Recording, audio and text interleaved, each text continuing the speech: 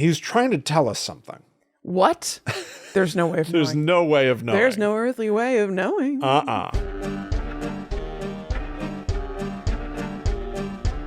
Hello, welcome to Guide to the Unknown. I'm Kristen. And I'm her little brother, William. And this week we are heading back to the woods of Burkettville to talk about Blair Witch 2, Book of Shadows. Please. I know, it's Book of Shadows. Get Blair it Witch right. 2. I know. Confusingly, this movie is called Book of Shadows, Blair Witch 2. Yes, I know. It's as if you named it Age of Ultron, Avengers. Yeah, it's very weird. Doesn't make any sense. A lot about this doesn't make sense. They Not seem at to all. want to be distinguishing themselves from Blair Witch. Don't somehow. forget the theming of the movie. Backwards. It's backwards. Reverse it. So perhaps the subtitle ended up on top because in the movie they keep talking about doing everything backwards. Is there any way that could genuinely be? You know, right? This is the only time I've ever thought that. Yeah. And it somehow is making a weird sort of sense the way that much of this movie does. Yeah, I know. It does, but I don't know if they would go that far. It's almost like an Easter egg or something. I know. So I don't know. Who's to say? Yeah, but it is weirdly called Book of Shadows, Blair Witch 2. And there is no book there's a reference to a book, but it's not there. A Book of Shadows being some form of grimoire or, witch's book does not exist in the text of this film. No, it's not part of the plot or anything. Yeah. It's so strange. So in episode 300 and episode 301, we did a dive into the original launch of the Blair Witch as a franchise, which it was never really a franchise. It was a movie with a ton of in-universe material. Yes. So go back to 300 and 301 to hear the golden days. Oh, yeah. We're finally, a couple months later... We're talking about the sequel, the first sequel, but consider this merely dipping our toe into the year 2000. Yes, a lot happened for the Blair Witch Project in the year 2000, or the Blair Witch Project universe. 1999 was all the mere beginnings. Honestly, the movie was just a preamble. It was. To this. It's true. Yeah. The year 2000 is, it explodes with comic books and video games. Yeah. And even more TV specials, at least one of which ties into this film. Right. But there's too much to say about the sequel. We know we're it's just too gonna talk notorious. We've got to just talk about the movie right now, and what we get to, and certainly bit by bit over the course of the next year, I want to talk about everything Blair Witch. Yeah. Eventually we will have an episode where it's like we're talking about the comic books or something. It's inevitable. Yes. But for now, let's handle the elephant in the room, the misguided, confusing, notoriously terrible first sequel. But ultimately pretty tight. I think this movie crushes. It does. This movie rules. It smushes, it smashes. It's a great watch. It's cool, and you just can't handle it. This movie is unbelievably cheesy and weird. Yeah. And I really enjoy it. It's so good to watch. Yes. It's just delightful to watch. I saw the first Blair Witch in theaters. I did not see this one in theaters. Yeah. I rented it from the library. Oh, you love to that. watch at home. Yeah. Yes. And it was worth it. I remember I watched it and I was like, even back then, even with like a detachment and like teenage like irony being like, because I loved the Blair Witch Project. So I think that I would have thought that I'd be like, ugh, like this isn't my Blair Witch Project. And I did feel like that somewhat. It was like 50-50 where I was like, what the hell is this? The Blair Witch Project was so sweet. What's going on? But I was also like, but I'd like to watch that again. I think I watched it a couple of times on the rental. The only thing better than a really, really good movie is a really, really bad movie. Yes. And this is one of those movies where, you know what? There are some films that we've like covered where I look at a movie and I start going like, whenever we talk about It, right?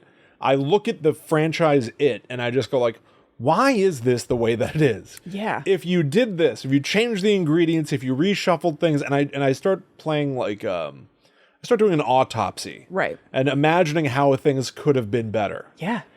You can't even do that with this movie. And people try.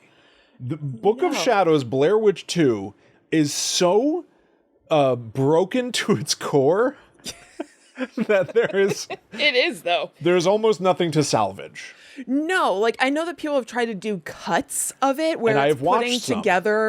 putting everything together in like chronological order, because this has kind of a jumping around, future, past sort of thing. Yes. I never have watched. I would be interested to watch. I've got a of couple. those. I'll show them with you. Okay. But yeah, a lot of people have tried. So I'll give an Like that, abbreviated. you want to think it's good. You know what I mean? Because the do. first one is so 'Cause the good, first and one so many rules. people have such an investment in it and like a fondness for it. Like you would want the follow up to be good. Absolutely. And yet, So to branch from how we got from Blair Witch 1999 to Blair Witch 2000, Book of Shadows, Blair Witch. yeah, Eduardo Sanchez and Dan Myrick, after the Blair Witch, their company Hacks, and like it was almost like it seemed like they could do almost anything they wanted. right. What they didn't want to do was the sequel to the Blair Witch Project. They thought maybe they would want to do it someday. They just weren't really ready for it yet. Yeah. But because the movie was such a success, everybody started saying like, well, let's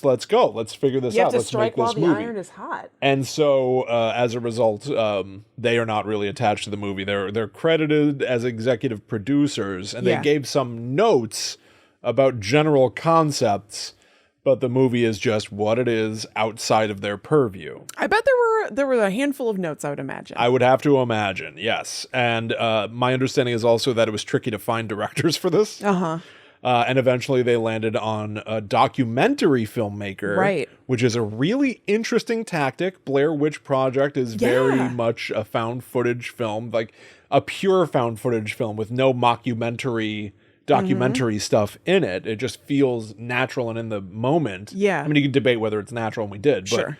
it's meant to just be like the footage from the people, rough, barely edited. Yeah. Get a documentarian. That's Yeah. really interesting. I think that's a very cool idea. But then Joe Berlinger tackled his first writing credit and his first conventional, quote unquote, film where it's like, I don't think anything about this is conventional, William. it's not. But it's not all shot first person.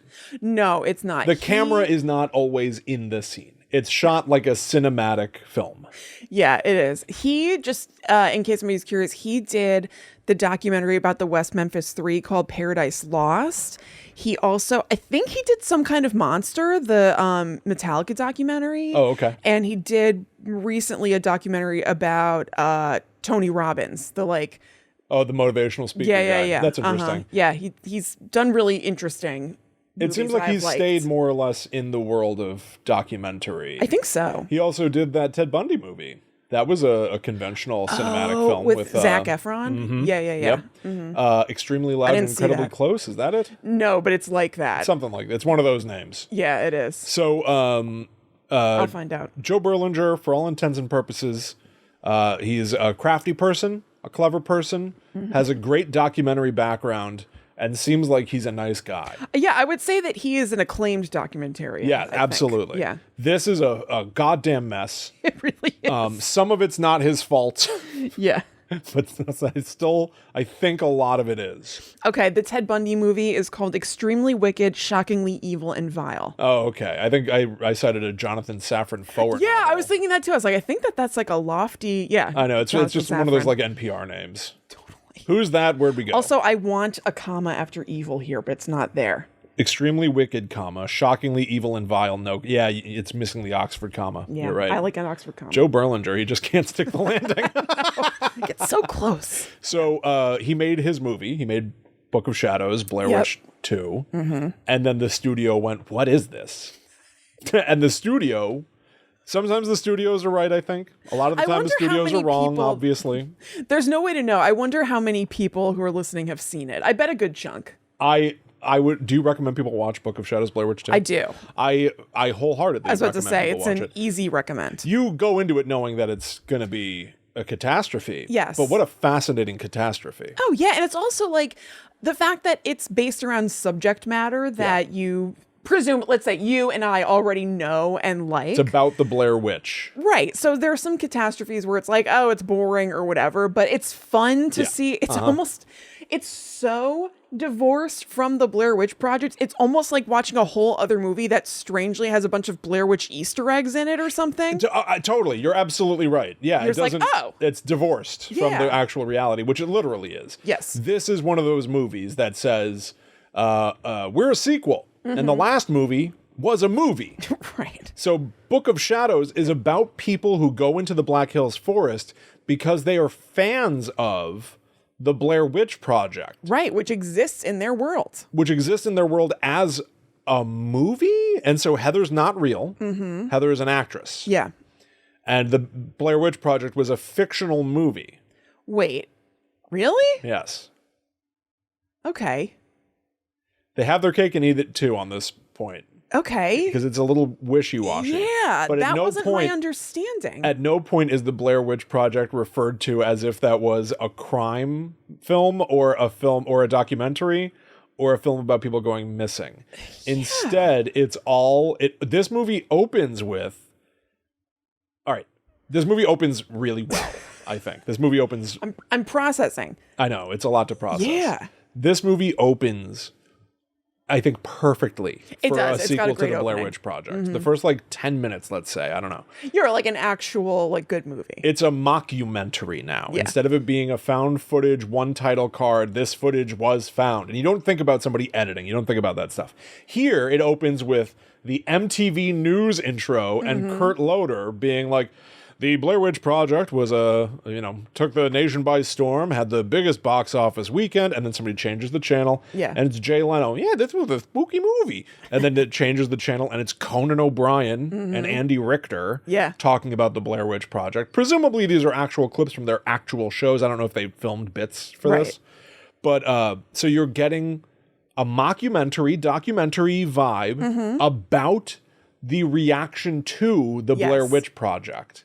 Which is a cool and albeit wacky idea. Continue, if you're going to do that, continue that. Yeah. I would rather this movie be a fake documentary, a fully edited documentary. Yeah. You can even say that Joe Berlinger was hired to make this documentary. You might as well. I mean, it's such a rarity for movies to have this sort of format. Why not go with it? Why try to change it to a movie? I guess that's another cake and eating it too. It's a slap right in the goddamn cheeks is what it is. So they then go to Burkettville where they interview. They clapped alien cheeks like nobody's business. They clapped for sure. And I know that means to slap them in the face during a fight. That's what we know clap alien cheeks means. Yeah. Go back and check the footage. That's what we think it means. In our Area 51 episode. Yeah, we learned later. I looked up on Urban Dictionary what I clap alien cheeks means because people were wearing shirts that said that. Yeah, remember everyone stormed Area 51? Doesn't that feel like it happened on a different planet? I know. But yeah, they were selling merch that said that, and we were like, what does that mean? What could I clap alien cheeks mean? And I was like, I bet it means punch him in the face. So we went on Urban Dictionary, and that's what it said. And then I would say we've gotten no larger response to anything than this, of people writing in emails and DMs and comments and everything being like, that's not what that means. That means boinking an alien. And your butt is bouncing. And they're, flapping. Yeah. Flapping is what's happening. Flapping's where it happens. Flapping and clapping. P.S. Now that it's not Halloween anymore, which, spoiler alert, it's always Halloween on Guide to the Unknown, so don't worry. Halloween didn't stop. It's not going anywhere. It's not over. If you ask Zoe right now, and I'll have to get it on camera. Oh, yeah. If you say to Zoe, what's inside a pumpkin? She goes, guts and nuts. It's awesome. She just recites it passionlessly. Somebody must have said it to her at school. Guts and nuts. She said that her teacher said it. Is that right? Yeah. What's inside a pumpkin? Guts and nuts. You think so? Yeah, I think guts and nuts are in there. Why do you think that? Pretty funny. Can you say please? Please. Okay. What's inside a pumpkin, Zoe? Guts and nuts. Guts and nuts. We asked her 10 times yesterday, and she answered every time. She doesn't know that it's funny. No. And sometimes she gets tired of hearing the same question. She just stops answering, but she answered every time. Yeah. I ask her the same questions over and over. Oh, and over. Yeah. Anyway. The movie goes to be... Now, Blair Witch Project is this roughshod student filmmaker documentary. Remember they interview Mary Brown? Yeah. The wonderful, quirky, eccentric Mary Brown, and it's all out of focus. Because they didn't know what they were doing. Well, Why haven't I been Mary Brown for Halloween some year? That's a great question. Yeah, get to work on that. I lack her physicality because I'm a plus-sized woman, and she's known for being frail, but I still must. You need the hat and the Bible. Yeah. And a button all the way up and a nice wig. That's right. And a fence made out of twigs. Yeah.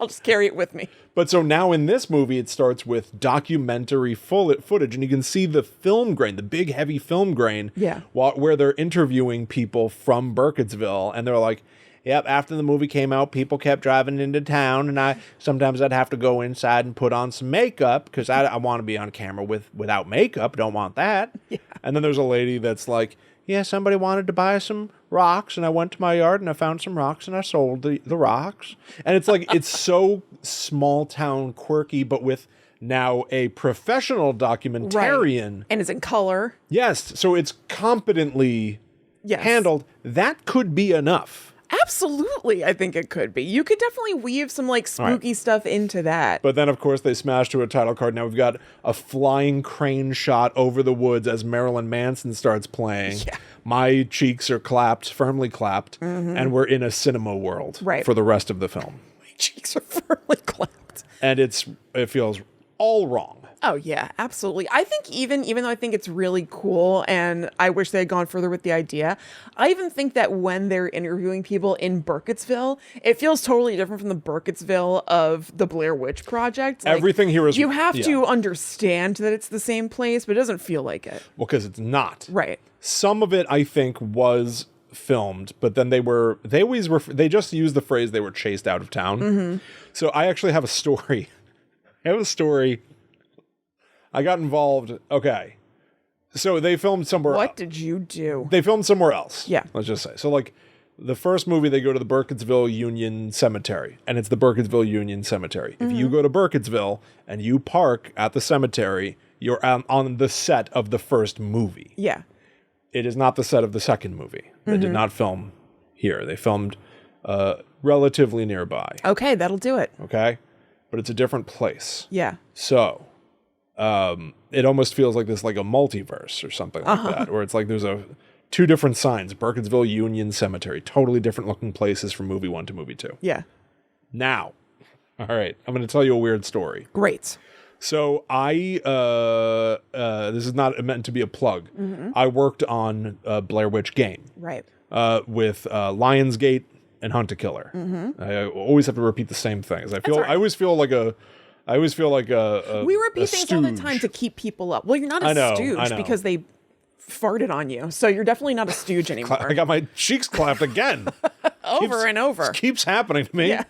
So I worked on a Blair Witch game. I did media and I did writing. Now the media side of it, I found out from working with our showrunner on season 2, T.T. Madden. Yes. Trav Madden. Excellent writer. Follow T.T. Madden Writes, I believe, on Twitter.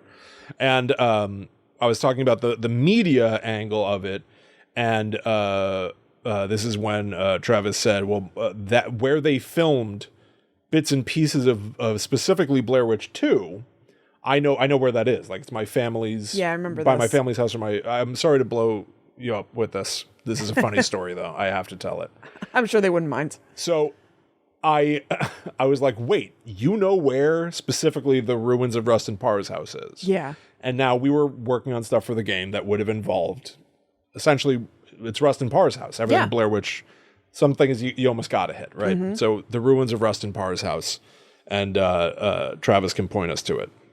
So I hop in the car and take the drive down to scope out the location and make sure that we can film there. And we go and we walk into the woods. This is the Blair, mind you, again, what I'm saying to you is we went into the Blair Witch's woods. Yes. Trying to find where they filmed the Blair Witch. Yeah. And it was clear that if we kept going any further, we'd get lost. Like them. Like them.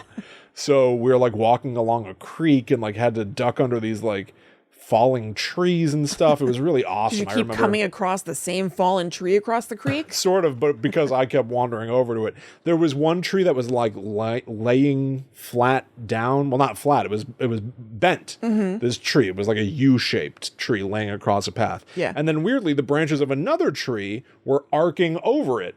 And so it formed an eyeball shape across the path. Yeah. And I just loved it so much. And I took pictures. I'll try to put them in the video version or post them or something. But it was like an eyeball in the witch's woods made out of the trees. Yeah, that's awesome. Or something like that. And that's kind of like, am I remembering right? Is the poster for 2016 like trees kind of in the shape of a face?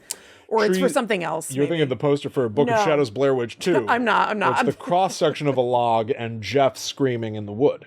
Yeah.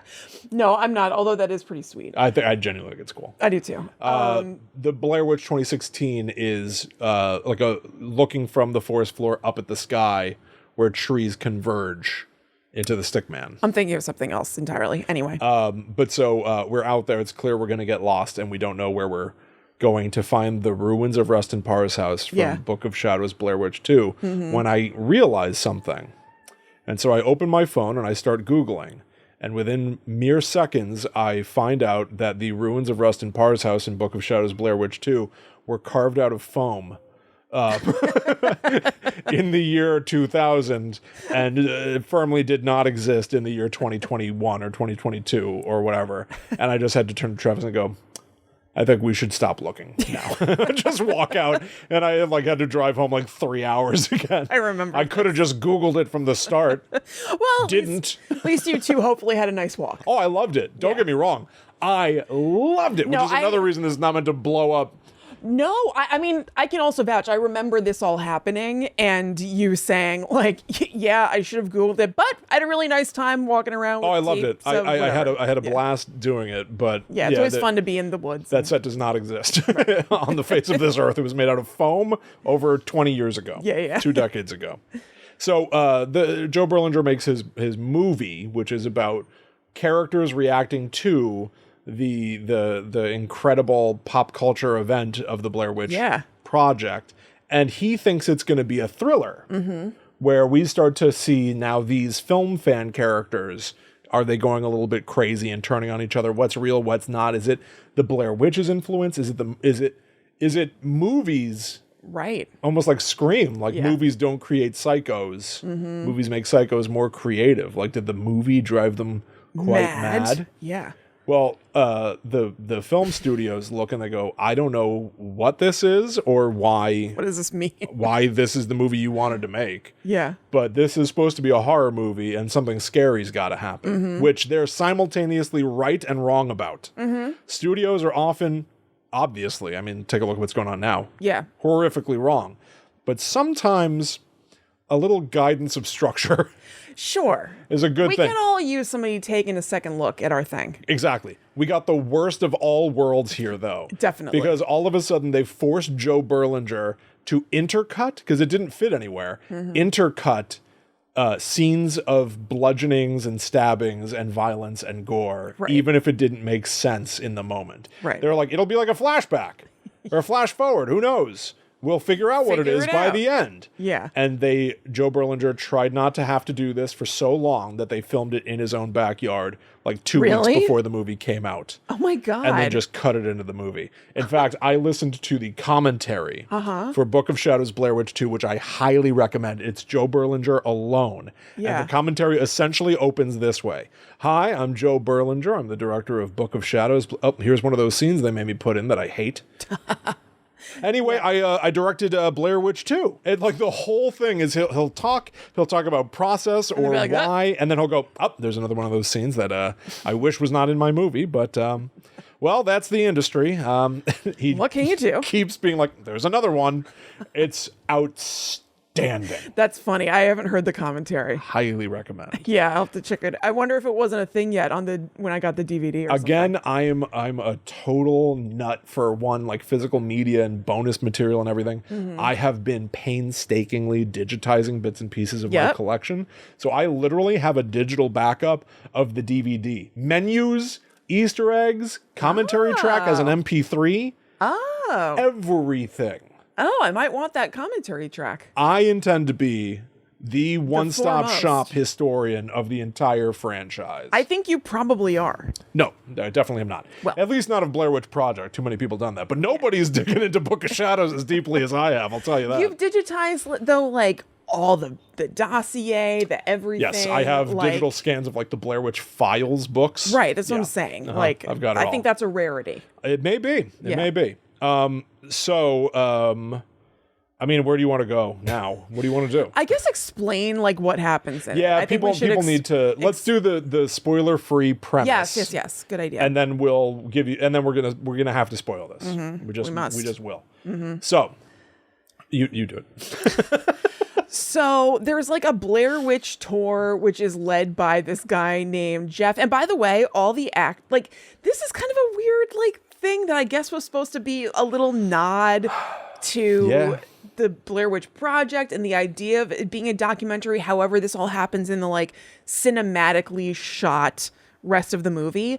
All of the characters in the movie's first names are the actors' real life first names. Yes. So it's almost like a tradition in the world of Blair Witch that you sort of play a character that is you to some extent. But Blair Witch 1 was all improvised and people who were intended to, like, they were fresh faces that people didn't know. So if you said Heather Donahue, people didn't have some great backstory of things they'd seen her in or anything. Right. Everybody in this movie, this is firmly a movie. yeah. And so you've got now Jeffrey Donovan playing Jeff Patterson. Well, the entire movie was made with their real names. Yeah. First and last name.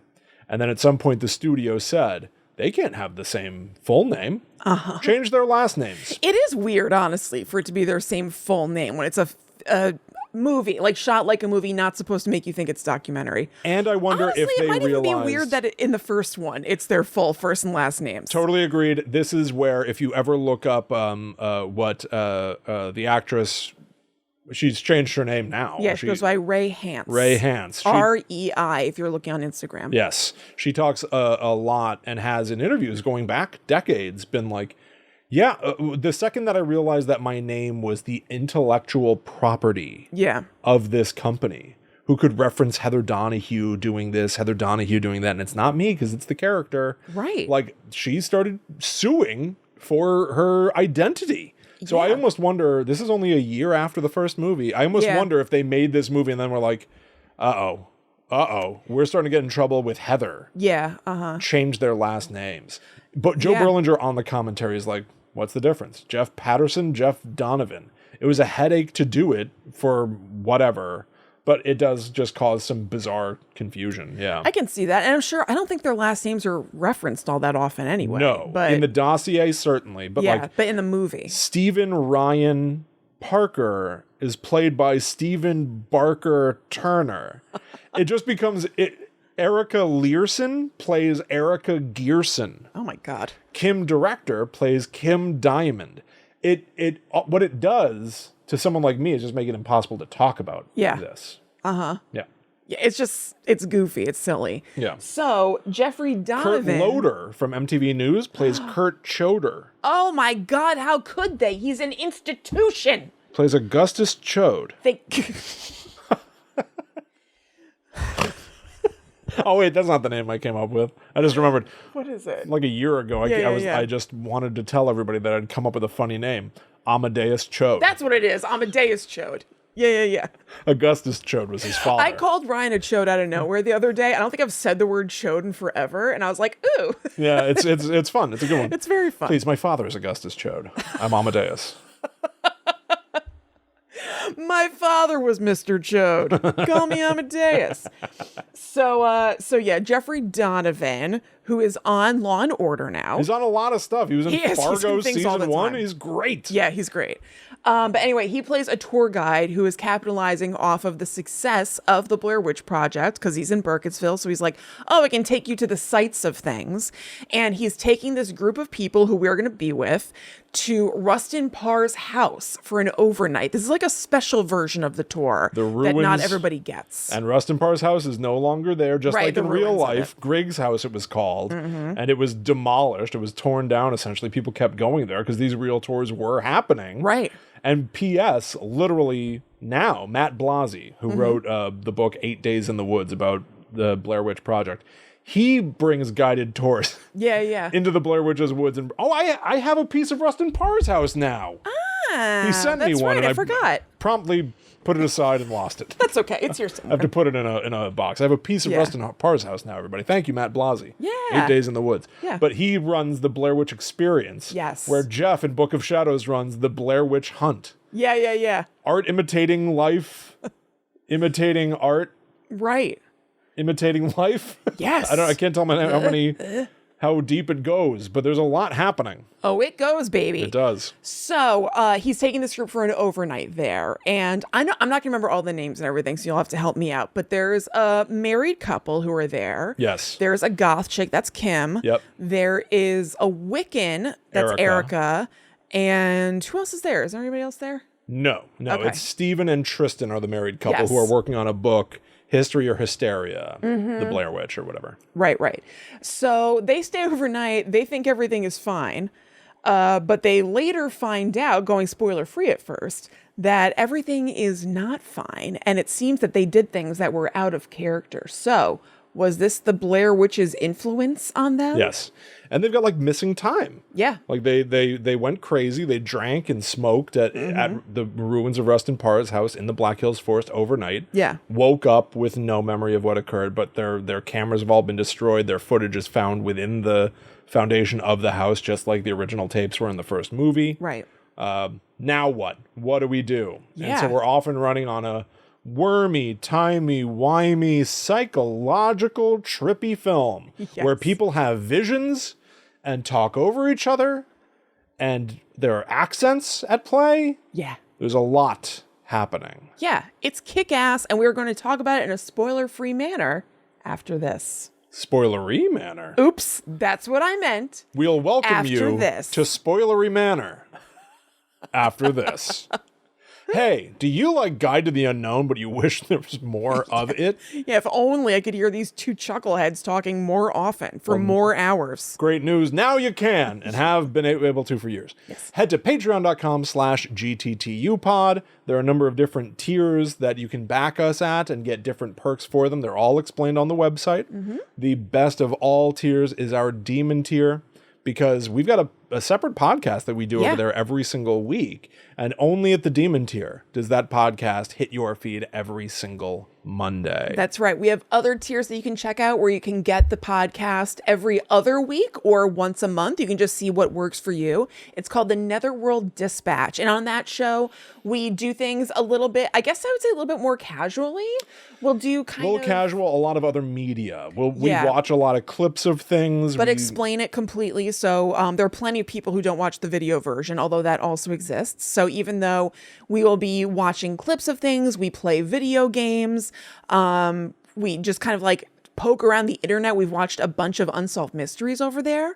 We make sure to describe it for people who are just listening. So don't worry about that. Exactly. So, for example, our most recent episode up there is 133. We called it our Mischief Night Medley. Came out on Mischief Night. And we tidied up some Death Game stuff, because Death Game Tober is a thing of the past now. This was the last one. Yeah. We took a look at Netflix has a brand new Squid Game reality tournament show. Yeah, it's bleak. Which is, it's like a capitalist nightmare. Yeah. So we look at that. It's grotesque. Talk about grotesque. We played the Saw video game. Well, we played clips of it anyway. That was awesome. Jigsaw That was awesome in the same way that Book of Shadows is awesome. I totally agree. There's a moment where Jigsaw's like, if you want to escape this room, you have to dig in a toilet. And then he goes, and speaking of toilets, as if he didn't bring it up himself. Oh, I God, put used needles in them. I filled these toilets with a ton of needles. It's the craziest thing. If you thought Jigsaw was cuckoo in the movies. Ooh, wait till you see him in the video game. Video game Jigsaw. Yeah. And there's a new Match 3 Halloween game. Which I can't stop playing. Really? Yeah. I'm almost at level 100. I'm getting very stymied. I can't stop. I'm in the teens. I can't Yeah. stop. So go check that out, patreon.com/GTTUpod. Yes. And thank you so much to everybody who already does. Please consider sharing the show. Spreading the word is one of the best ways to help, to be honest. Absolutely. And if you're new to the show, welcome, and thank you. Yeah, absolutely. I did some local outreach. Yes. Well, we did, but I put flyers in a Halloween tote bag in town. Yeah. We went to go pick up these tote bags because I wanted one. There's other stuff in the bag. Yep. And one of the town volunteers goes, "You, Oh, really? your face is in this bag." And I went, "Yes, it is." And she went, That's fine. "I must have seen, well, about 1,000 of them," which is amazing. That's so funny. I've also- I hope some local people maybe enjoy the show. That'd be wonderful. And I've got a nice review here from Allie Swims, who says, "Actually, this show is the best." Oh, Which I love. I do too. No one's saying it's not, but it's very Actually, nice. Yeah. Look, I'm younger, so I don't get many of the references, but Kristen and Will are so funny. This show makes me want to have a sibling so badly. I love hearing about everything spooky that's going on through this show. I live in the middle of the woods, and I am totally paranoid about something eating my soul. Book of Shadows, Blair Witch 2, you should be very careful. Maybe you should skip this one, Allie. But this show makes scary things so funny and enjoyable. Thank you so much for hours of entertainment. Aw, thank you for that review. That's 5 so stars. nice. So nice. Thank you so much, Allie. We really appreciate it. We really do. Thank you to everybody who's left us a review, who's told people about us. It's a huge, huge deal to us. It truly is. And if you haven't done that before, we would love it if you did. Yeah, we're at we're trying to get to 1,000. That's the goal. Yep. We're at about 950 right now. Awesome. So we're getting we're trying to get 1,000 reviews on Apple Podcasts.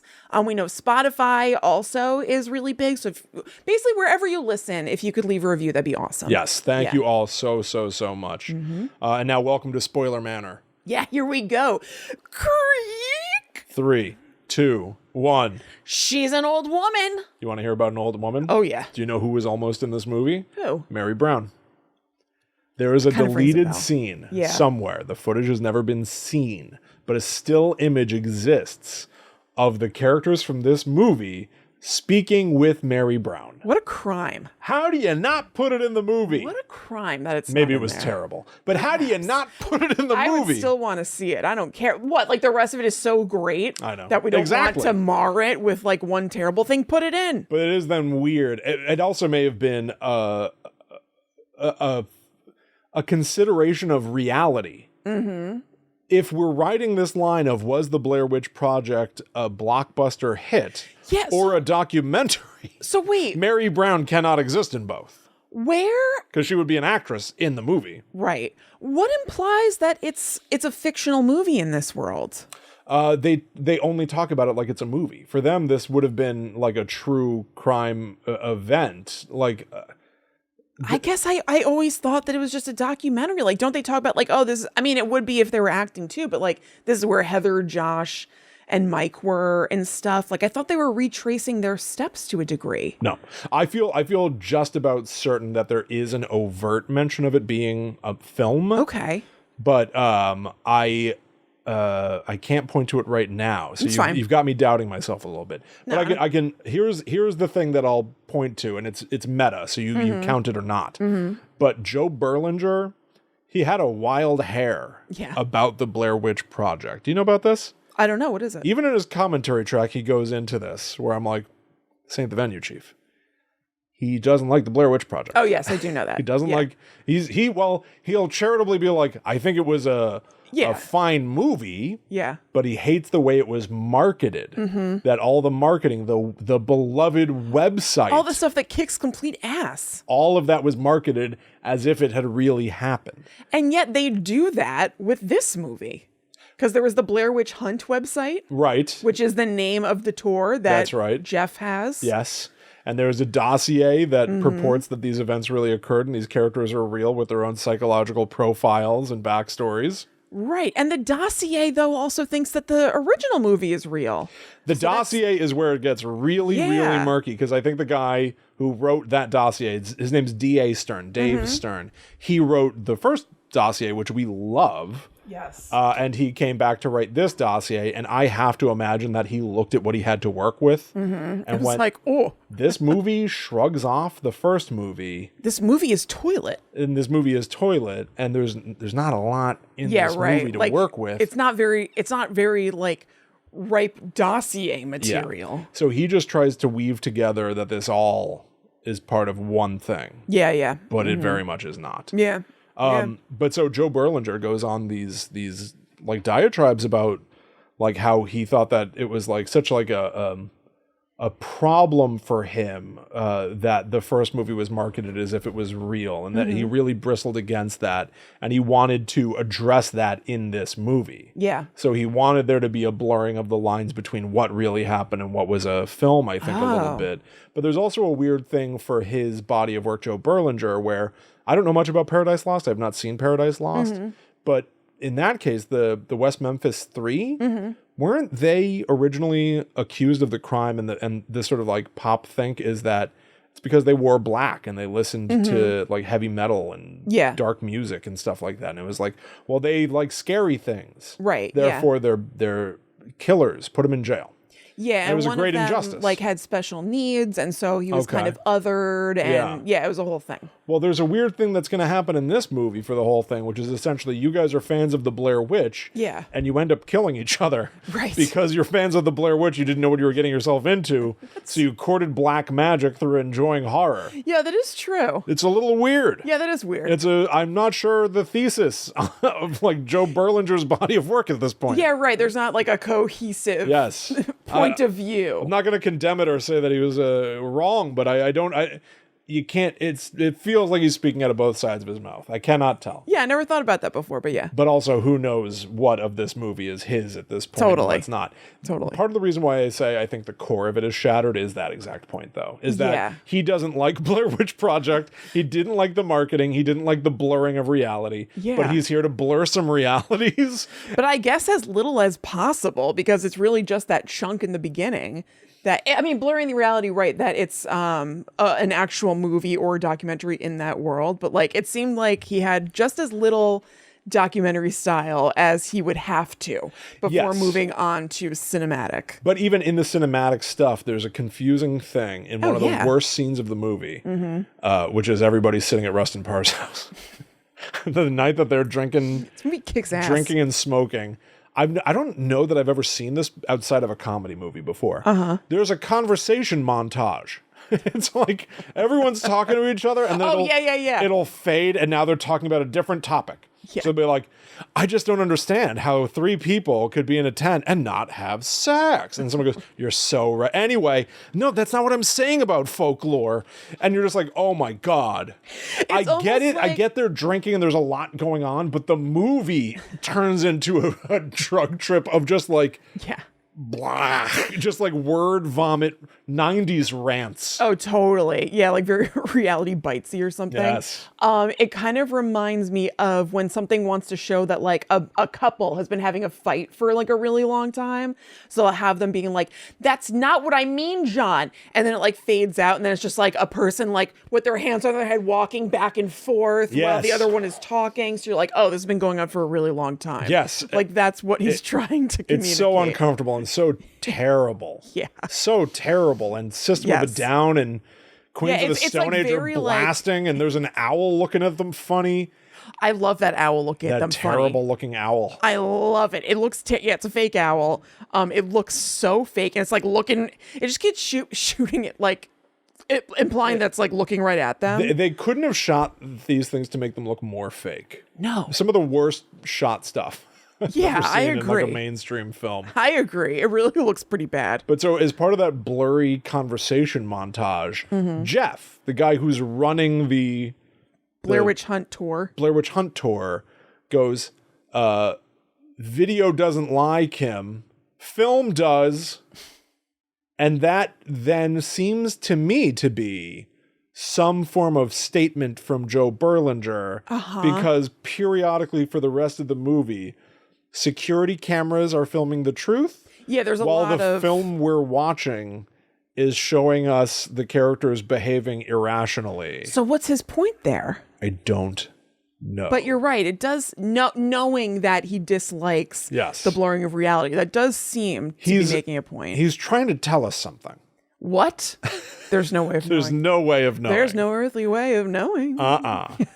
But there does seem to be this, like, this kind of camera is truth. This mode of telling is lie. Right. If we're watching clean footage, it may not really be happening. If we're seeing a video camera or a security camera, that appears to be the truth. Of them hard partying in the ruins of Rustin Parr's house. Right. Yeah. I do not know. Which is so ridiculous. Yeah, I don't know either. But here's the thing. While this movie is a big pile. Yeah. A steamer. A steamy pile. Yeah. It's also, as you said, completely awesome.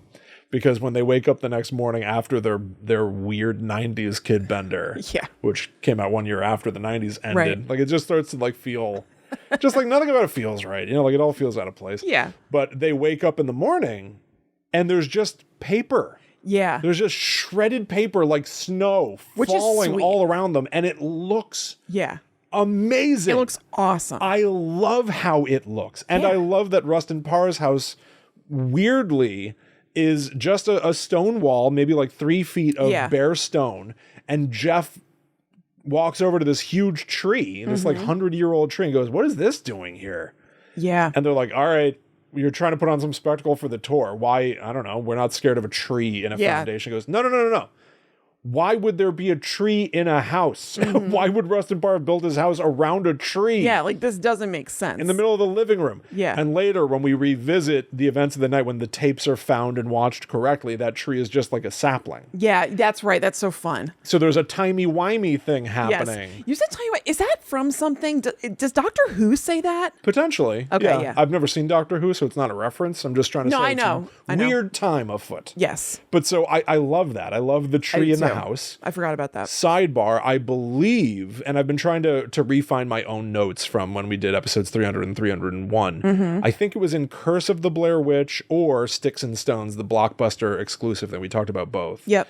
Where they show drawings of Rustin Parr's house and the bare foundation and everything, and there's a tree growing in the middle of it. Yeah. And that would have been 1999. Right. So maybe that was early production stuff for this, and they got the rights to it to use it then, but there actually is a connective tissue of the tree in Rustin Parr's house. I like that. Which I think is very, the tree thing very is neat. really neat. The tree thing is neat. I love a scary tree. Blackwood is a show all about a scary tree. Yep. I love a scary tree. Absolutely. And scary trees will continue in Blair Witch, not just because they're the woods, but like specific icon scary trees happen in the 2016 movie and the 2019 video game. A lightning struck tree and a tree that's like covered in vines and ectoplasm. Like they seem to, from here on, there's like almost an icon tree in everything going forward to some extent. Boy, that video game was 2019? Yeah. Wow, it was longer ago than I would have 4 years thought. ago. I know. Yeah. Well, time got weird in 2020. It certainly Talk did. about timey-wimey. Yeah, right. 2023 is almost over. I know. It's almost 2024 right now. I know. But the other thing that I like about the tree in the house is that in the early 2000s, we had a tree in the house. Yes, we did. When we lived in Missouri. So it was the late 90s, but still. Yeah, late 90s. Yeah, we moved here on New Year's Eve of 2000. That's right. I think I got it swapped or rude. Yeah. But yeah, we moved to Missouri in 97, 96, 97. 97. And bizarrely, the house that we moved into had a garden inside downstairs. It was a ranch style house. So the it first had like floor an that you walked atrium. in on, there was an atrium. So you could walk in the first floor and then straight ahead was a wall of windows, which always made me think of Drew Barrymore in the beginning of Scream, where someone just throws a chair through the window and it made me paranoid. Yeah. So the first time I saw Scream was out there. Right. But there was a tree planted inside our house. There were a couple, I think. Like, that, it doesn't really matter, but we used to get lizards because of that, yes, too. we did. Yes, But we did. I checked on Zillow a few years ago, and that tree grew really, really tall. That's right. Which makes sense. Yeah. But it's like that tree I wish became... we had seen it get so tall. It's so cool. I think it becomes a problem when the tree in your house starts to grow taller than the house. It probably is, but it looked really cool in that picture because the staircase was like right next to the atrium sort of thing. So that means when you were going up or down the staircase, like the tree is with you all the way up or whatever. Man, I loved that. That was really cool. I know, it was awesome. And so Rustin Parr had a tree in his house. Yeah, that's right. But so this is where you start to get into this, like, what happened with the crew. What happened here? And then do they go to the... Whose house are they at? Jeff's. I'm blanking. They go to Jeff's house, which is a factory, an abandoned broom factory, which is very witchy and stupid, but I like it. Yeah, I do too. And he films himself first person, which I like. Yeah. As he's like showing off all the stuff that he sells online. Oh, yeah. The Blair Witch stuff. And he goes, "Oh my God, who built that pile of rocks? Oh, it was me. I built that." Right. He's great. He's great. Yeah. And he's got Matthew Lillard vibes. I can see that. Yes. Big definitely. cartoon man, wackiness. Mouth. Yes. Yeah. Yes. Yeah, he might have a little bit of a Lillard mouth. What? I think I have Lillard mouth. I couldn't even tell what you were saying for a second. Lillard mouth. Lillard mouth. Yeah. But so, yeah, he does have that kind of feel to him. And now everything slows down and gets weird as the characters have visions of each other. Yeah, it's kind of confusing. Yeah, they're having these visions of each other where they can't really tell what's real and what's not. I'm forgetting her name. What's the wife in the married couple's name? Tristan. Tristan starts really going off the deep end. Yes. and having a lot of visions, getting really, really sick. Well, notably, she's said to have been, I think, like 6 weeks pregnant. Yes. And has a miscarriage Yes. out in the woods. And starts getting really ill. Like, she starts looking sicker and sicker. I mean, unsurprisingly, physically you would be that, and mentally you'd be that way. But she's having these symptoms that are not necessarily probably just related to the miscarriage.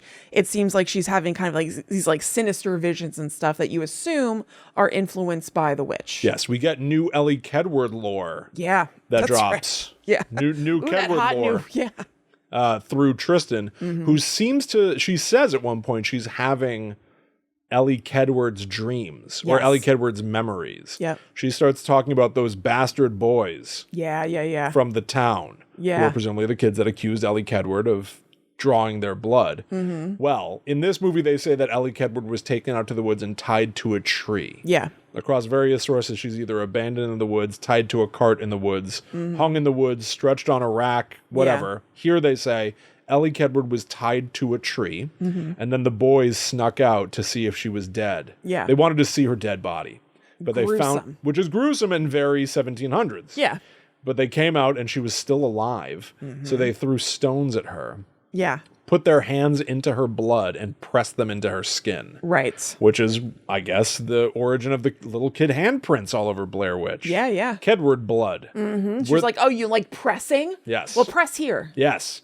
And then they cut her down from the tree and hung her. Yeah. From the biggest tree. Which is that meant to be Rustin Parr's tree? Right. Like, is that That's the in the spot? house. Right? Was he Yeah. drawn to that location for some reason to build his Right. little hermit house? Right. And there's a Wiccan lady. I'm not against any of that. I think not that's all either. relatively interesting. It's delivered through Tristan rambling, and it's very weird. Yeah. But it's interesting. But if you honestly, you saying it just now, hits a little harder than in the movie. Yes. Like just hearing it talked about in a normal way is like, oh, that's pretty cool actually. Yes, when somebody's crying and raving and Yeah. running around the room. It's also a very frantic movie. Yeah, It has an extremely hectic energy to it. Yes, it 100% does. But that's why I say, like, there's some interesting stuff in here. Yeah, it's just kind of maybe buried in the delivery or something. And here's something weird. For as much as people, ignore this movie or reference it like not being part of it all. Yeah. This is the movie that, Right. It's the only movie to this point, and it's only the second movie, obviously, but like this is the one where they talk about Ellie Kedward nonstop. Yeah. They don't mention Ellie Kedward once in the Blair Witch Project. Right. And then she's in the supplemental materials, but Yep. like she comes into the picture Here. cinematically here. Exactly. Yeah. Which is kind of interesting. Yeah, it is. I mean, they clearly like looked at all the lore that they built around it and Yes. the dossier and Yep. used that as a reference. Yeah. Which I think is awesome. Which I think is great. Like there are a lot of like gaps in continuity between these movies in general, but there Yes. are some, if you're like into all the extra stuff, there are some really satisfying throughways. Yeah. That connect it. Here's the thing of like, is the first movie of a movie or a documentary. Mm-hmm. When they're sitting around the fire and they're drinking and stuff, Steven tells that hilarious joke where he goes, hey, how many Heather Donahues does it take to change a light bulb? Just one! Yeah. Just one of them! You wouldn't say that about a lady who died Some people and went would. missing from a documentary. Think about edgelords and stuff. That's true. I forgot Yeah. about edgelords. You can never discount them. The Lords of Edge. Yeah. But But no, I hear you. It's Yeah. much more likely that would be a movie thing for sure. But yes, I especially wouldn't because be- his role is of somebody who respects the folklore. He's writing a he's- book about the Blair Witch. he's like a professor or something, Yeah. right? Yeah. So it doesn't feel in his character to make fun of a missing person No, who's it doesn't. connected to the legend. Yeah. I could imagine Jeff doing that, Yeah. Uh-huh. but not Steven. Yeah. He's making fun of a movie, Yeah. right? Yeah. Yeah. Joe Berlinger. I was about to say this reframes everything, but it doesn't really. It I know, reframes a it's- little bit. It's it's actually weird. not that much of import I know. to the movie, but I always just thought it was the documentary. Oh, really? Yeah. Yeah, no, I always assumed it was the movie. But each one of them is supposed to represent some reaction to the film. Right. So like Steven is the folklorist who loved the Blair Witch for its, incredibly deep backstory. Yeah. Jeff is obviously the like opportunist fan who's going to find a way to make a buck on it himself. Yeah. Kim even says in the movie, she's like, I just like the movie. Yeah. She's just a fan of horror. Yeah. Erica represents the Wiccan community who did look at the Blair Witch Project and go like, this is just furthering like a depiction of women and Right. witches of being just evil and villainous. Right. And yeah, so Stephen and Tristan are like the analytical, thoughtful ones. Yeah. Which is an interesting angle to take. Totally. I think so too. But it's also like they all came to this one place for the same tour together, and then they're going to spend the rest of their lives together. It just feels like they're friends I all don't of know a sudden. why. I know. I really don't understand stick why together. they all retreat to Jeff's house. I know they're like, we have to figure out what happened last night, but I'd be like, I can do that from home. I know. Well, also a big thing that we didn't mention is that Yeah. they get confronted by a different tour group that night. Yes. Of people who are like from Japan and from Germany. They've flown from all over to see where the Blair Witch Project was filmed, because Yeah. we really got to underscore that was a huge, huge hit. Yeah. And then they get into a big argument of who gets to use Rustin Parr's house. And hey, we've been having these intrusive intercut visions of murder. Yeah. Well, that other tour group is found killed. Right. They're found dead, I believe, at Coffin Rock with their intestines pulled I think out. so, yeah. Just like the fabled search party for Robin Weaver in the 1800s. Right. And Sheriff Cravens believes that Winkety Jeff dinkety. may be responsible with his tour group. Yeah. So it's also intercut with Jeff being interrogated. Oh my God, yes. Yeah, there's so much intercutting. Intercuts with, police interrogations, visions of murder, and visions of Jeff with like foam coming out of his mouth and rolling around, running Like a in a padded circle cell. on the floor in a straitjacket in a padded cell like he's in like a- goddamn... It's like a shitty music video or something where he'll like kind of come up to the camera and it's like, Make 'em laugh, make 'em laugh. Oh, Don't you God, know all the Donald. world wants to laugh. Oh God, what is his name? Donald something with a G. I'll find Singing out. in the Rain. Yeah. Oh no, I thought you were talking about the actor's name. I but can't it's- think of the actor's name, but find that running around on the floor, that whoop, whoop, whoop, whoop, whoop, whoop, whoop, they do it on The Simpsons a lot. Jeff is doing that in this movie. Yeah. And that's also intercut with like a body spinning, hanging from a noose. Yeah, To make it scary. It's so bonkies. All right, what is this man's name? Donald O'Connor. Donald is the guy O'Connor. in Singing in the Rain who's doing all that stuff. The kids love Hell, the kids Oh. love Singing in the Rain. Have you seen the Donald O'Connor challenge on TikTok where that part in Make 'em Laugh where he runs up a wall and flips backwards, keeps going? The kids are doing that. They're getting hurt. It's Oh my God. owling all over again. The Donald O'Connor challenge. Yeah. Sweeping the nation. Everybody knew my Singing in the Rain Make 'em Laugh reference before I even said it, I'm sure. Oh, they saw it coming a mile away. But so let's, I think, probably fast track a little bit and explain what they find has happened. I guess we already did basically. Actually, never mind. You play the They footage basically backwards, and it turns out Yeah. that instead of just drinking and passing out and stuff, did. Yeah. They like kind of had like an orgy, or they did have an orgy, I Yeah. guess. And Tristan specifically on the footage appears to give them each a weapon, hands each one of them a yeah, knife, like ceremoniously. and beckons they leave. Yeah. She goes like, go, and sends them out into the woods nudie, Yeah. cheeks flapping in the breeze, Talk about clapping cheeks. to go kill the other tour group. So they Right. did, in fact, kill the other ones. Tristan seemed to be the one that was provoking them. Yeah. This entire time, at some point, they start going like, who did it? And I'm like, I don't know why you think one of you is responsible. Yeah, what does that mean? But like, they've all got like runes carved into their bodies, which runes were sort of a thing in the first movie at Rustin Parr's house. Right. The DVD menu identifies these runes. They're little Easter eggs on the DVD menu. If you see a rune on part of the menu, you can highlight it and click on it, and it'll like Say what define the rune, That's cool. which is kind of neat. Which Yeah. is why I can tell you that one of the big runes, which is like, looks like a little witch's hat on its side. It's a stick and then a triangle on it. Yeah. You know what I'm talking about? It's the Cult of Thorns symbol from Halloween. No, oh, yeah. You know what I'm talking about? Yep. But that was called Thuryaz. It means evil and darkness. Yikes. Sharp is the... what does it say? Why is it... my phone's breaking. The witch must be in it. Really? Oh, no. Sharp and evil is the troll's heart. To learn you must suffer. Allow destiny to unfold as it should. There is a gateway, an opening. Be careful before you enter. Think. Be prepared for whatever waits you on the other side. And then they also I have want to learn about runes. I've got them all. They seem cool. What do you mean you have them? You have like a thing of them? Yeah, I told you I digitized the DVD menu. I have a PowerPoint of all of the screens. I mean, of the like when DVD people menu. use them for like divination. You know what I mean? Like they'll like throw down runes or Oh, whatever. you mean real and, like, runes, not yeah. Book of Shadows, Blair Witch 2 runes? I mean those as well. I can't help you. Okay, I'm out of luck. I'm curious about runes, and then there's some. It's like a Celtic thing, like hag sticks or something.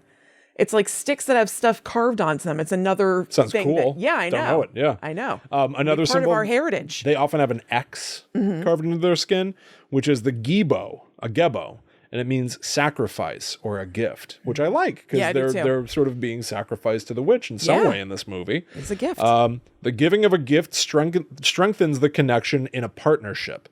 The nature of the gift remains ambiguous. It could be the sacrifice of man giving to the gods, or the bounty of the gods given to man. You are about to be conjoined, Oh, which is cool. that is cool. It's cool and weird and hidden on the DVD. There are others Yeah. too, but those seem to be the most relevant and the ones that appear on film Love the DVD most. menus. Don't exist anymore. I know. Best Buy is going to stop carrying DVDs. I know. Rip to the DVD. Rip. Sorry, I had a glitch. No, it's fine. It's fine. You were looking at something on your phone.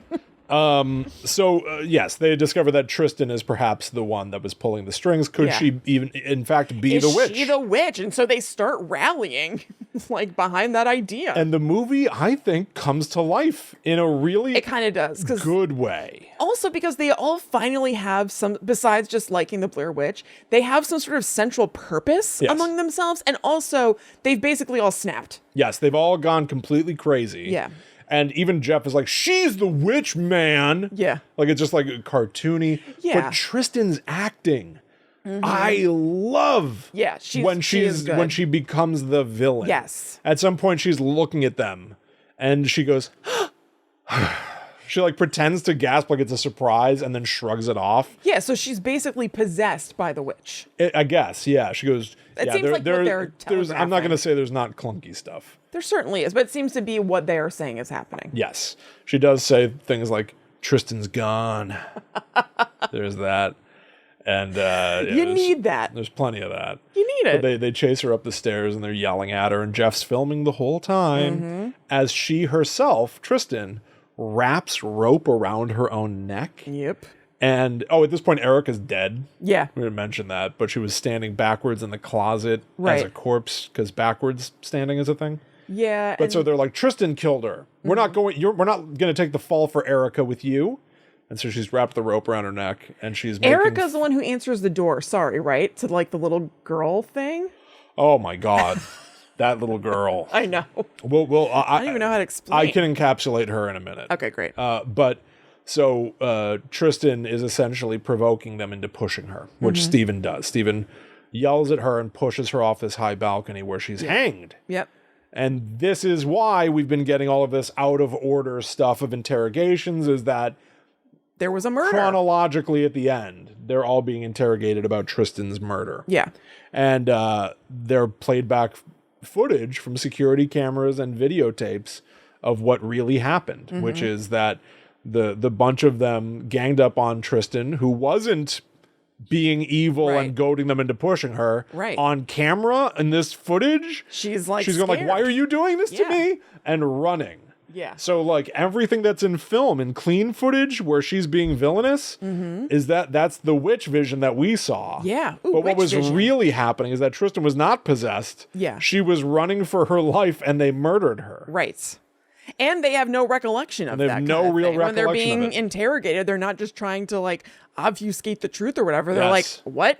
No. Video doesn't lie, film does. When they see the videos in the interrogation room, it's what really happened. Right. Kim went to a convenience store. Yes. Where she got into an argument with Peggy behind the desk. I like that part. Well, what really happened on the security camera is that she lunged at Peggy and started stabbing her with a nail file. Mm-hmm. It's an interesting idea. Yeah. That is very, very clumsily and confusingly Yeah, right. handled with a lot of cheese. Yes. And the whole movie ends with two great lines delivered by Steven, who at one point after on the real footage after he murders his wife, Yeah. turns directly to the camera and goes, Oh my God. friggin' witch. Like as if like that was like kind of like a loose, like a sort of a pain. What a Yeah. friggin' witch. It's Friggin' like witch. so lesser. I mean, he about says to the say, real it's- word. On yeah, God yeah, the yeah. Unknown, we try to handle your ears with delicacy, everybody. Of course. But then also, we see your ears as a beautiful delicacy. we do. Nom, nom, nom, nom, Yum, nom. yum, yummy. But the whole movie ends with Steven yelling and spitting all over himself. He goes, I know. "That tape is lying! It's lying!"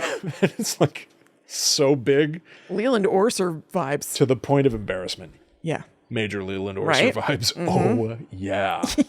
Oh, my God, yes. But I do love Tristan acting evil. And I can get on board with some of the, like, what is the witch really making you see? Or the group sort of hysteria fun. thing. That's fun enough. Yeah. And the corniness of how everything is presented is... I like corny things. I like corny things, and I like some of the I do. swings. It's fun to watch. I love this, and here's another thing. It's like I love the score of this movie. Carter Mm-hmm. Burkwell's score is like down, down, down, down. Oh, yeah, down, yeah, down. yeah. Uh-huh. It's just very. He did the scores for like Fargo and Oh, a bunch okay. of Coen Brothers stuff. Oh, Like, that's cool. there's some real legitimacy to some of the Yeah. vibe of the movie, even if it doesn't make much sense. Right. And then, of course, you get plenty of scenes where Jeff looks over at Kim and sees her biting that owl. And then goes like yodi yodi yodi yodi yodi and looks back and she's eating fried chicken. Yeah, right. It's like, is this a joke in the movie? I can't tell if this is a joke. I don't know. No, I don't think it is. No. It looks stupid I'm and it coming is down on no. confusing. So Yes. I'm not sure. Will, before we wrap up, can you explain that little girl? Yes. At the door, as yes. you said. It's going to take 1 second though. Are you ready? Yes, I am. Because to understand what's going on with the little girl, you must One must understand. delve into the secrets of Esrev. Oh my God. Oh, Do you know of what I speak? kind of. Do you understand that of which I speak? The Secrets of Esrev? Famous Please. Secrets of Esrev? After the movie ends, even on DVD today. Yeah. This movie is not on Blu-ray. they stopped at DVD. The movie, if you let it keep playing beyond the credits, a television man, it sounds like. One of those guys that like narrates. Remember that magician, that revealed the magic tricks? Oh, yeah. The masked magician. The masked magician? Yeah. That had a narrator. It was like, welcome to the masked magician is now going to walk you through the trick. Yeah. Essentially, that guy's like, do you know the secrets of Esrev? You are now about to unlock the secret of Esrev, where you will discover mysterious and haunting ghost-like images. And it's like, am I watching USA or TNT Right. in the 90s? Are characters welcome? Yes, exactly. Yeah. It feels very television. Yeah. And he's like, I'm going to walk you through 3 deleted moments from the movie you just watched to reveal the secrets of Esrev. Essentially, it's this. There are hidden, like Mike Flanagan did, like the hidden ghosts in The Haunting of Hill House. Yep. Book of Shadows, Blair Witch 2 got there first. Yeah. Sorry, Mr. Flanagan, they ate your lunch. So there are love that hidden phrase. images, there are subliminal images throughout this film, like Yeah. The Exorcist with the Pazuzu face. Right.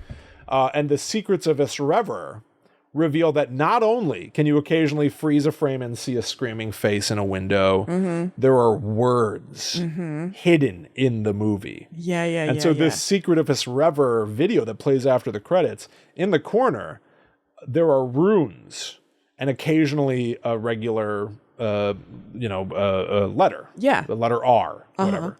Well, if you play it backwards and write all the letters down, you get certain words that are playing in that corner. Yeah. Door, rug, grave, mirror, water. And so now, Water. theoretically, you can go back to the movie, find where there's a door, Yeah. and you might see a hidden image. Right. And there is a little kid ghost face. That is very fun. On a door. That is very fun. Yeah. Confusingly, not all of the words are explained in the secrets of Esrev. It's hard to say. Yeah. Feature. You just sort of have to know or have poked around online, which of course I did. Right. So I can tell you the following. Door. Hidden dead kid face on the door. One of the Rustin Parr kids. Rustin Parr is also in the movie. He's another one of the secrets. Rustin Parr is on the convenience store floor. He looks up and says, Yeah. I'm finished now. That's right. And his tools are in the shape of a stick man. Yeah. Rug. The word or O-R, Oh is my hidden God, in that's the right. I'm rug remembering all this stuff now. when Erica is trying to undo the Yes. evil magic with Widdershins, her good magic. Yes. That's also the thing from the trailer where she's like spinning. I feel like that's Yes. like one of the signature images from the trailer. Just everything is frantic and flipping out and desperate. Yeah. Grave. At the beginning of the movie, when they go to the fake Burkettville Union Cemetery, which, by the way, was right near where there is not the foam foundation of Rustin Parr's house, to get there, I had to drive past the cemetery from this movie. Oh, cool. So I have pictures of that. So I've been to that cemetery, too, which is kind of Nice. neat.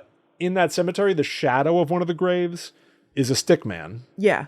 which is impossible because the grave is just a regular shaped grave, but then they just put extra shadow to make a stick man. Uh-huh. And Kim, when she's introduced, is lying down. Love.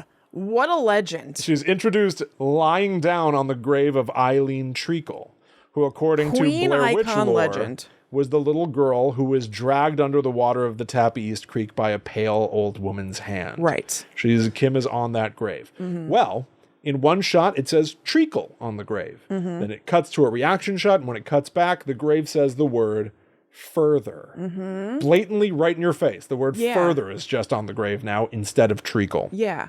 In the mirror, Sheriff Cravens is interrogating Jeff, and his own reflection, Sheriff Craven's reflection in the mirror, is a scary face, not his own face. In the water, when Tristan dreams of... she has a nightmare of putting her own baby in the water. Yeah.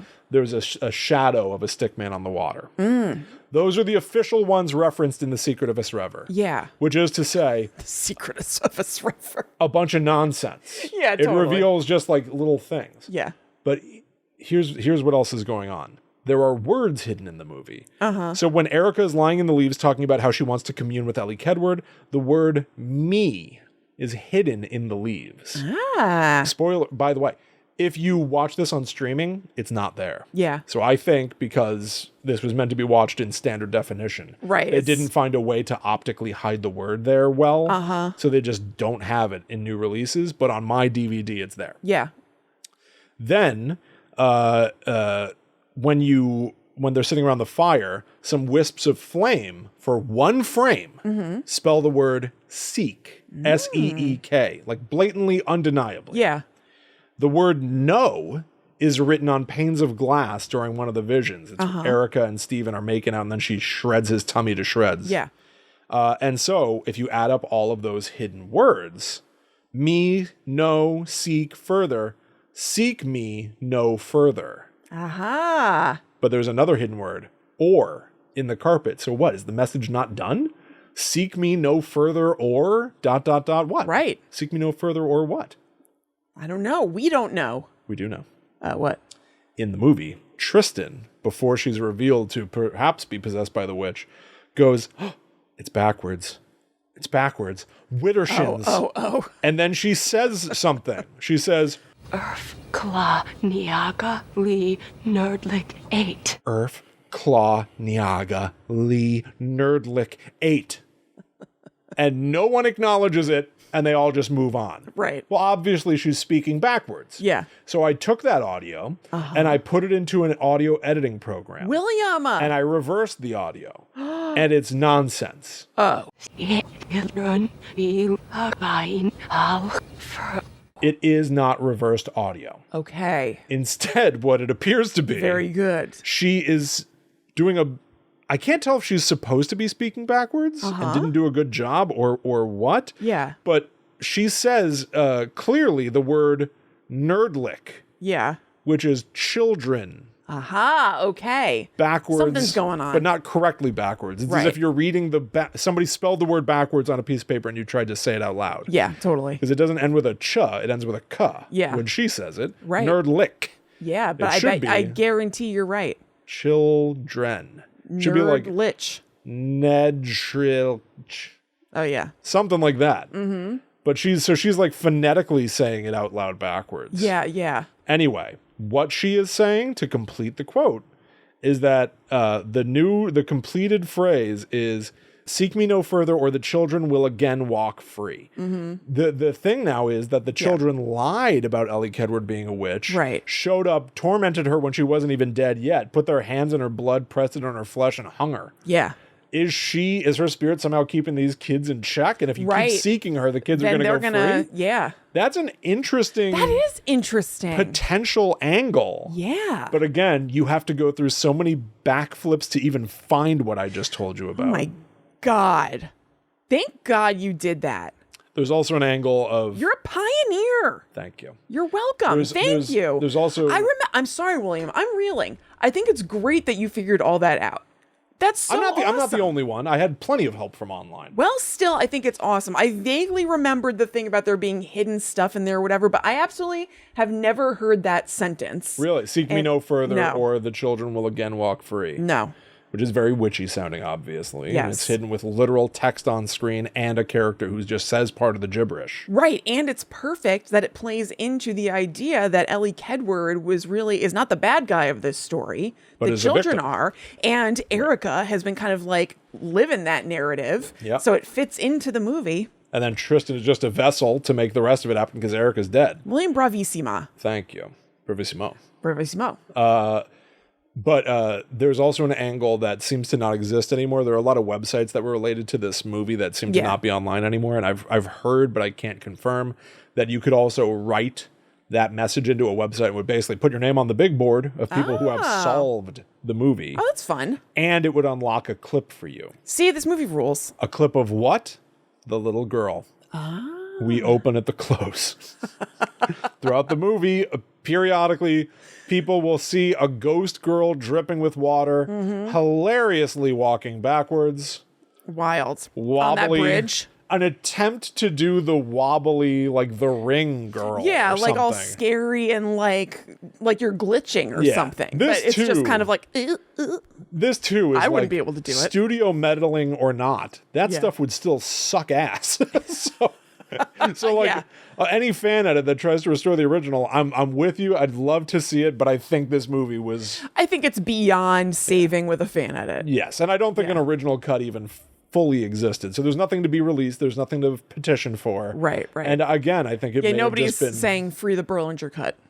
People have tried. Well. But I think this thing was poisoned from the jump. Yeah. But yeah, that is Eileen Treacle, the girl who drowned in the creek. And the bonus clip that you get if you solve the Secret of Esrev and go onto the website is you get an extended moment of the first time we see the ghost of Eileen Treacle after Tristan has her miscarriage. The nurse says, your body is telling you something is wrong. And Tristan goes, something was wrong.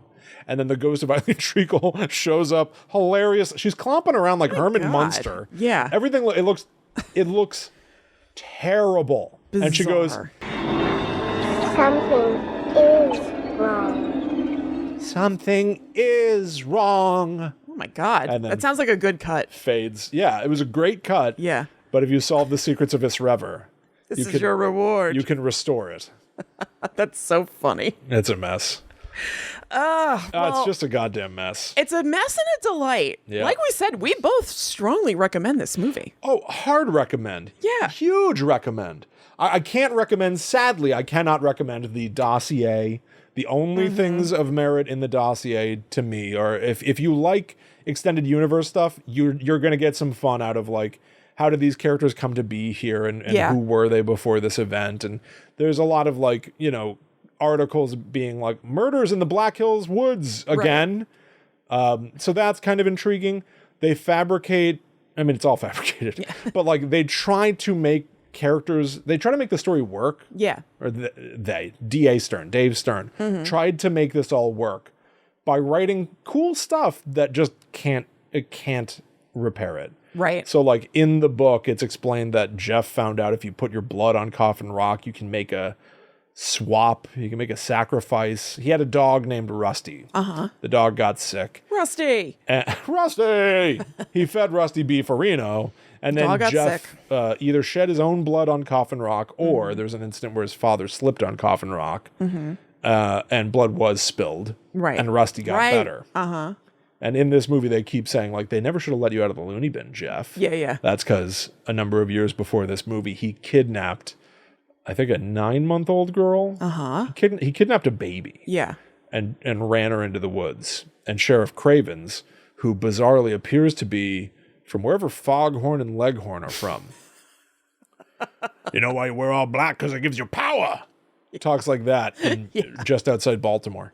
Right. But so he's the one that caught Jeff and saved the little girl's life. Yeah. But so Jeff in the book believes in some sort of magic and is a fan of a story called Book of Shadows, which he wanted to adapt into a movie. Oh my God. In the book, that's explained, but in the movie, Book of Shadows, Blair Witch 2, none of it. No explanation, no context, no justification, but plenty of fun.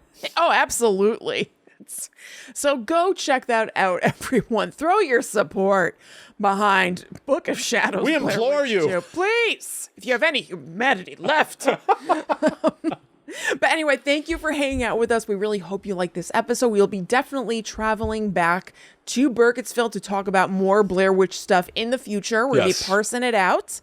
Parring it out. Oh, Krails. Well, but until then, you can check out patreon.com/GTTUpod. As we said, we would love that. Tell your friends, leave a review, whatever feels good to you. And we'll be back. Is it crazy that this movie is maybe almost as dense to talk about as the Blair Witch Project? That there are so many things to so many avenues and would have beens and could have beens and what's hidden in there. It is certainly dense. Like, think about all the inserts in this thing. Yeah. It's quite a trifle. A layer cake. Yes, there are a lot of dense things that you don't like. Totally. This might be one of them. Yeah. Except I It's the love exception to the rule. Hope you enjoyed, everybody. Yes. See you on Patreon. See you on the Netherworld Dispatch. See you someday soon. But until we next meet, we must travel. Back to the Netherworld. Go meet. Yum, yum, yum, I eat it up. Yum, yum, yum, I eat it up. There's also what a toy. Movie, eat it up. Ooh, ooh, ooh, ooh, eat it up. There's a Hot Wheels toy of the van. They tried to merchandise it again, you know? That's so weird. Yeah, it's all weird. Yeah. It's like every choice. What kid wanted that? No one. No. Not one. No. I want one. And they call me the kid. That's true. Does that count? So a kid wants it.